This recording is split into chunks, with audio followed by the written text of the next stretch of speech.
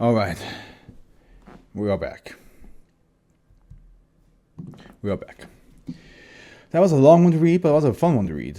Now, while I'm trying to figure out what the offer for the next one is, I want to ask a question that I asked in the previous SCP, but I'm not sure how many people will answer that because I was in the middle of the reading. So I will ask right. Damn, this guy wrote a lot, but looks like it's the first one we will get to read from him. Maybe on. Nope, it's not. The first one we read from him was, hey, 1760, the one of which the coffins coming out of the ground and stuff. That was the most recent one we read from him, but he has a 1760, 1360, 1260. Okay, yeah, cool, dude. So this is a conspiracy of ravens made by Jacob Conwell. Dude has a has a whole list. That's a resume. That's a whole resume right there. He has done a lot of 6-0s, like as we just end with 6-0s. Occasionally some with 06s. Like there's a lot of 6-0s that he. I wonder if that's like his. That's what he just prefers. But yeah. Let me get to my question first. Howard just mentioned like. I should get into like maybe make a channel where I can like do like clips of voice acting, and then I said like, oh, there's this one TikToker who does like where he like voice acts over Spider-Man panels, but only like specific ones that he chosen, and like his voice is very fitting to Spider-Man, and people really love his voice as Spider-Man. So I want to ask you guys, if I were to become a voice from a Marvel or DC character, villain or hero, does not matter. Which one do you guys think would fit the most? Like, which character would my voice fit the most? Thank you for all the people who are answering this. And I will find this out in like December. A Conspiracy of Ravens by Jacob Conwell. Here we go. Oh, thank you, Jacob, for keeping this one a bit shorter. I'm already like feeling it. Alright. Object class safe. Special containment procedures. All instances of -1 are to be kept within the multiple subjects aviary at Site 64. Instances of Instances are to be fed twice a day and individually examined for injury and general health on site every 2 weeks. In the event that instance of -1 expires, it is to be immediately replaced by an additional specimen of Corvus corax. In the event of an SCP-1505 outbreak, contaminated instances of -1 are to be immediately isolated and neutralized. Oh yeah, the thousands of ravens. Yeah. The following items are to be left within the aviary for ease of interaction during the appearance of SCP-2106-2 instances. 1 pair of boots, 1 trench coat, 1 pair of gloves, 1 standard pad of paper, 3 black ballpoint pens. Description: -1 is currently designates a total of 40 specimens of Corvus corax, common raven. Individually, each instance is indistinguishable from non-anomalous specimens of the same species. The anomalous properties of -1 become apparent between the hours of 2200? Well, 2200, but it's just 22 and 8 o'clock PST. During this time period of all instances of -1 will fall asleep before waking 15 minutes later to move to a central location where they form -2. -2 is a humanoid entity formed from the combined bodies of all available instances of -1. Damn. Okay. If provided clothing, -1 instances will form -2 within the articles, including filling such items as boots and gloves. Dash 2 is fully sapient and has demonstrated fluency in English and the ability to communicate via both writing and mimicry of human speech. According to interviews, Dash 2 believes itself to be an individual named Jessica Bradley, a 45-year-old Caucasian female from Tillamook, Oregon, USA. Dash 2 has been able to provide detailed accounts of its life as Mrs. Bradley up to... It's Miss Bradley, not Mrs. Miss Bradley up to 9/11/2011, but has no knowledge as to how it came to existence in its current state. Dash 2 has largely been cooperative with Foundation personnel to date. A minimum of 25 instances of Dash 1 are required for Dash 2 to successfully form. And it's a total of 40, okay? In the event that fewer than 25 instances of Dash 1 are present at 22 o'clock, or if anyone attempts to remove an instance of Dash 1 from the aviary, all instances of Dash 1 will swarm.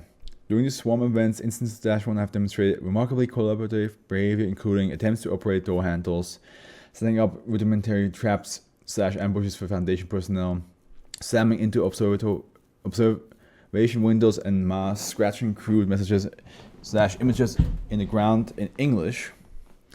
Individual instances of Dash 1 that are removed from a 50-meter radius of all other instances lose their anomalous properties at 8 o'clock following the dissipation of Dash 2.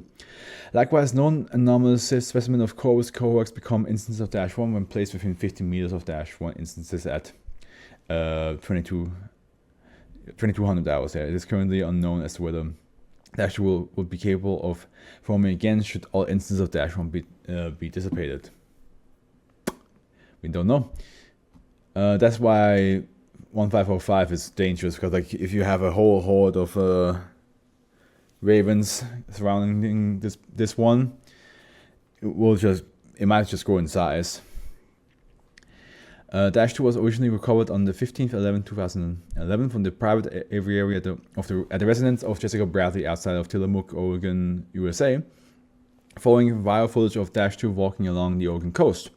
Upon investigation, Foundation personnel found the body of Jessica Bradley within her bed.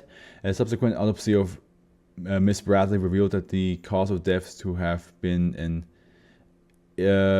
intracerebral hemorrhage. All original 30 instances of Dash 1 were pets that had been kept by Miss Bradley prior to her death. 30 raven pets?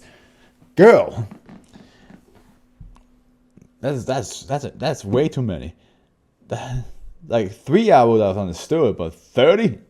10 times more? And then a interview log 1. The following interview was conducted as part of the initial containment of Dash 2. Interviewed Dash 2. Interviewer Dr. Daniel Asslinger. Forward, this interview was done at the end of the standard mental health screening. During interviews prior to the screening, Dash 2 revealed that it remembered the actions of a researcher who had examined several instances of Dash 1 during standard veterinary examination. Begin log. Alright, Jessica. Before we finish this session, I have just one more topic that I would like to go over with you. Okay, what do you want to know? During your last interview, you mentioned several details you remembered about researcher Farrell's veterinary inspection at one of the ravens that makes up your body. Would you care to elaborate? It's hard to explain. In the morning, I sort of feel like I'm falling asleep. Most of the time, I just black out. Next thing I know, I'm awake again, and you guys are telling me that it's the next day. However, sometimes I dream, or at least I think I'm dreaming. When I dream, I'm always a raven somewhere in this aviary. Go on. The thing is, usually the dreams aren't that exciting. I just kind of go with the flow, act like I think a raven should. Kind of nice, you know.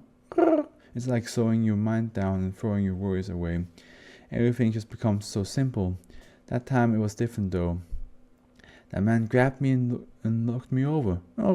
He poked and prodded me. It was awful. Just the worst feeling ever. I don't think I've ever been more terrified. Keep in mind I woke up one day to find out I was suddenly made of birds. Interesting. What? You are aware that the ravens that compose your body fall asleep before they form you every evening, yes? Wow, really? No, I wasn't aware. Dash 2 pauses for several moments before continuing to write. Do you think they dream about being me? Can the ravens even dream? No, Jessica. Maybe. Maybe. Addendum B, interview number 2. We have Roland. Okay, that's way later then. Interview 2, interview dash 2. Interviewer, researcher Roland Ferro. Wait, this following interview was conducted following several swarm events. Gotcha. Forward. This interview was done following a series of testing and observation on Dash 1 collectivist behavior during swarm events. Upon Dash 2's appearance, it moved to the back corner of the area and entered the fetal position. Begin log. Jessica, what's going on? Everything alright? You have to stop doing that. I'm sorry, I don't follow you. Stop doing what? The swarms. Stop making them swarm, please. It's like a nightmare. Just fucking stop. I'm gonna need you to elaborate a little bit more than that, Jessica. Why do we need to stop the swarms? What happens to you when we trigger those events? It's like having my mind pulled in 1,000 directions. Normally when 8 a.m. hits, I just dream that I'm one raven. It's nice, it's simple, but it's safe. But this? It's not that. I get bounced around from one point of view to another, from one raven to the next. Each one is desperate and afraid and searching for a way to survive. And every time I get moved around, those feelings renew. Each raven leaves a stain on my mind I can't get out. I still feel that consciousness digging around in the back of my head. They like being me. They like being you. They love it. I like being a raven because it makes everything so simple. They like being me because it makes everything so complex. Every time you make them swarm, it's because they don't want to give it up. Please. I've done everything you have on me too. I've always cooperated. Please don't do that anymore. I can't just make promises like that.